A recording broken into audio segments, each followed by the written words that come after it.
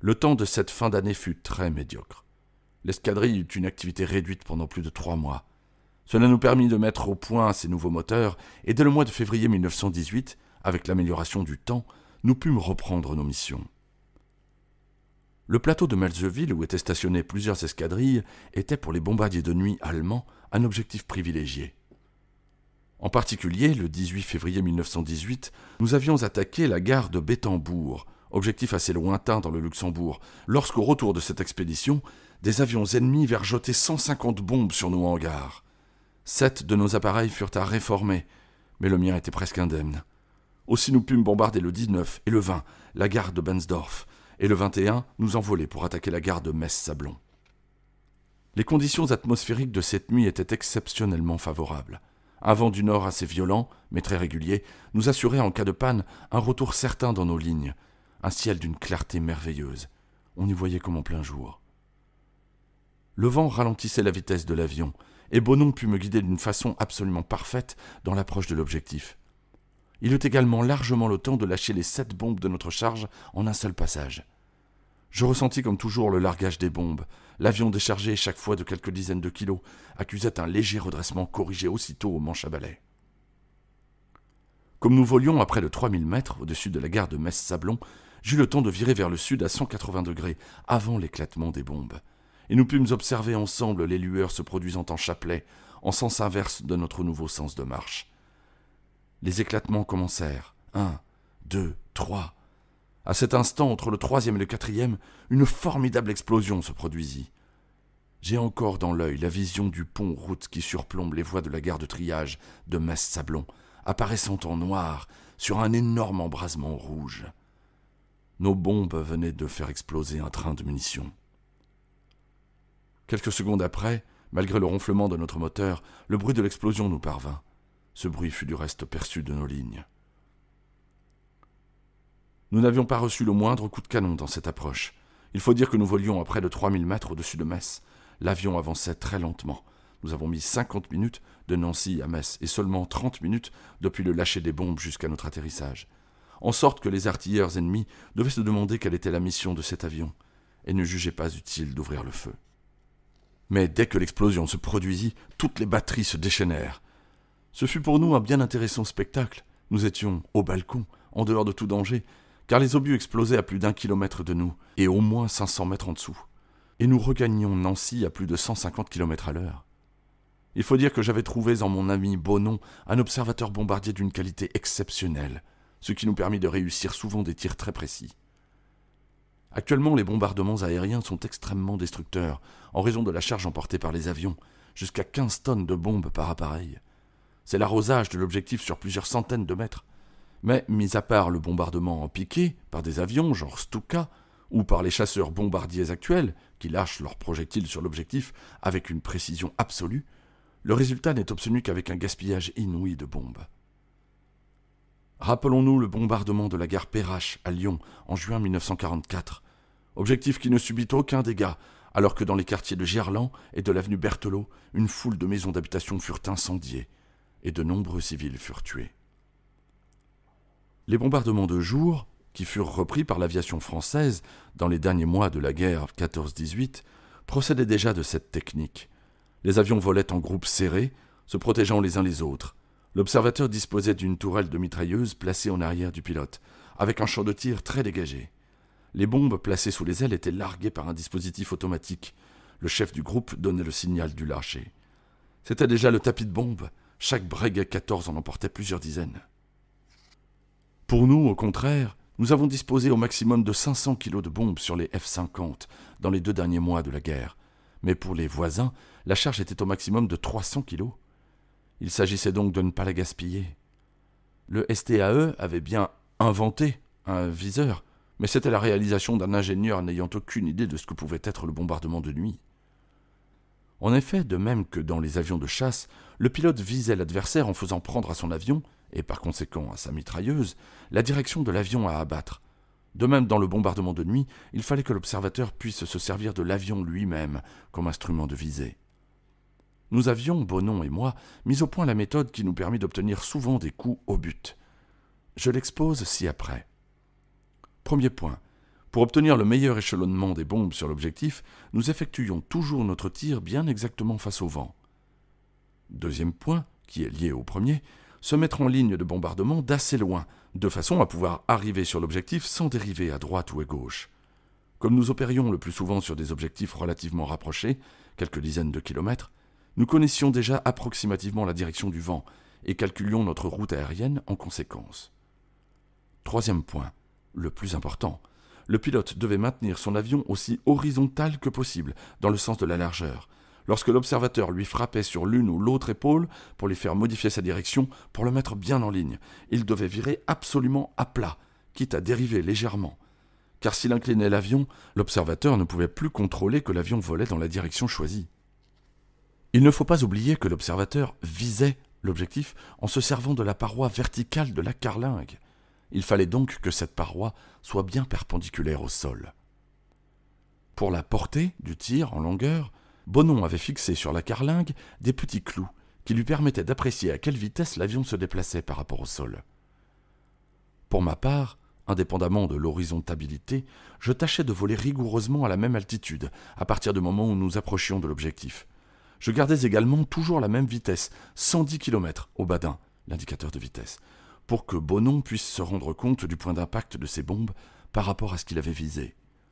Encore une fois, l'essentiel était d'abord de bien passer sur l'objectif, les 7 bombes lâchées tous les 30 mètres permettant d'encadrer le but sur 250 mètres environ. Quelquefois, Bonon se rendait compte qu'il avait tiré trop long. Il ne lâchait pas les dernières bombes et me faisait faire un nouveau passage. En résumé, l'observateur est maître à bord. C'est lui qui fait mettre son pilote bien en ligne. C'est lui encore qui déclenche le tir au bon moment en appréciant la distance de l'avion à l'objectif. Bonon, quoique simple sous-officier, était considéré à l'escadrille comme le meilleur observateur. Il m'a du reste raconté qu'étant parti, alors que j'étais en permission, avec un autre pilote bombarder la gare de Montcornet, il l'avait obligé à passer une deuxième fois sur l'objectif, car il avait jugé que les dernières bombes allaient toucher le sol au-delà du but. Sur le moment, le pilote était mécontent, car ils étaient pris dans des projecteurs, mais Bonon avait tenu bon, quoique le pilote fût un lieutenant. En rentrant au terrain, notre camarade, ravi d'avoir rempli parfaitement leur mission, n'avait pas tari d'éloges sur la façon dont Bonon remplissait son rôle de chef à bord. J'avais eu l'occasion d'emmener comme observateur le commandant Villaumet, commandant le groupe de bombardement, qui avait voulu se rendre compte de notre travail de bombardier. Or, en cette nuit de septembre 1917, régnait une très forte brume, et le commandant avait pu se rendre compte des difficultés du vol dans ces conditions. J'avais dû faire demi-tour sans lancer nos obus, car une fois passées les lignes, la visibilité était pratiquement nulle. Mais le commandant avait été très impressionné par la facilité avec laquelle j'avais pu me diriger, alors qu'il n'avait pratiquement rien vu. Aussi, lorsque le commandant Picard, commandant l'aviation du groupe des armées de l'Est, lui demanda un pilote capable de juger si de nouveaux terrains étaient susceptibles d'être utilisés par nos avions de bombardement, il me désigna, quoique je n'étais toujours qu'un simple sergent. Le commandant Picard, qui devait devenir plus tard le chef de la 12e direction au ministère de la Guerre, c'est-à-dire pratiquement le sous-secrétaire d'État à l'air, l'aviation n'avait pas encore son ministère à l'époque, avait l'entière confiance du haut commandement en ce qui concerne l'aviation. C'était au demeurant un personnage pittoresque, de caractère bourru, surnommé Tête de Lard, et tutoyant tous les officiers placés sous ses ordres, même s'il les rencontrait pour la première fois. Une voiture me conduisit au PC du commandant Picard, qui m'emmena dans une petite torpedo à 2 places qu'il conduisait lui-même, et nous fîmes la tournée de terrain choisie à l'avance comme pouvant servir d'aérodrome. Quand j'hésitais à lui donner mon opinion, il me disait « Je ne te demande pas de me dire si tu pourras l'utiliser toi-même.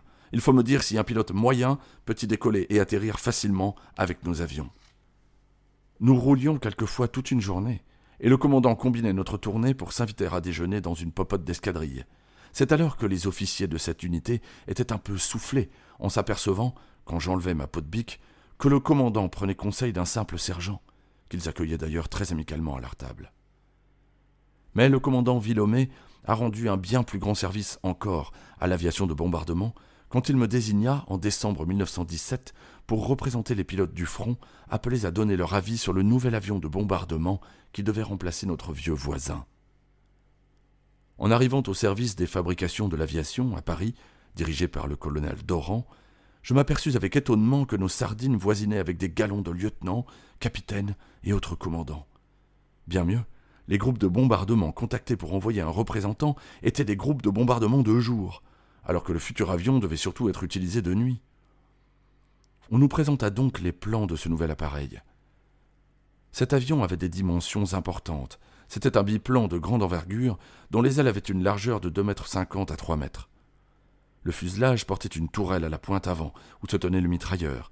Les places du pilote et de l'observateur étaient prévues côte à côte, sur l'aile inférieure et en son milieu. C'était déjà une difficulté pour voyager de jour. Les deux occupants n'observaient le sol que sous un angle très aigu. Mais pour le vol de nuit, c'était une absurdité évidente. Le plan circula de main en main. Je m'attendais à ce qu'un des officiers pilotes venant du front signale la chose, mais personne ne dit mot. Je me décidai donc à lever la main, et j'expliquai à l'assistance que dans un vol de nuit, il était nécessaire que tout l'équipage ait la possibilité d'observer le sol à la verticale, car par mauvaise visibilité, il fallait parfois suivre sa route pas à pas. À ce moment, le capitaine Vuillemin, qui devait devenir le chef d'état-major général en 1939, intervint. « Gignoux doit avoir raison, dit-il. J'ai exécuté quelques vols de nuit, et j'ai constaté en effet que l'on se dirige beaucoup plus difficilement. » Le plan fut modifié en conséquence. Mais si je n'avais pas été désigné par le commandant Villaumet, on se serait aperçu seulement en escadrille que l'avion était pratiquement inutilisable de nuit. Je n'avais pas osé demander une modification plus importante de l'emplacement des places de l'équipage. Ce n'est qu'en 1939 que, déjeunant à la base de Bron avec les officiers anglais qui y avaient atterri au cours des manœuvres en France, je pus enfin admirer le bombardier de mes rêves, conçu pour le vol de nuit. Dans le Wellington bimoteur, le pilote est placé comme dans notre vieux voisin, à l'extrême avant, l'observateur immédiatement derrière lui. C'est la seule façon de pouvoir effectuer un bombardement de précision en appliquant la méthode dont j'ai parlé.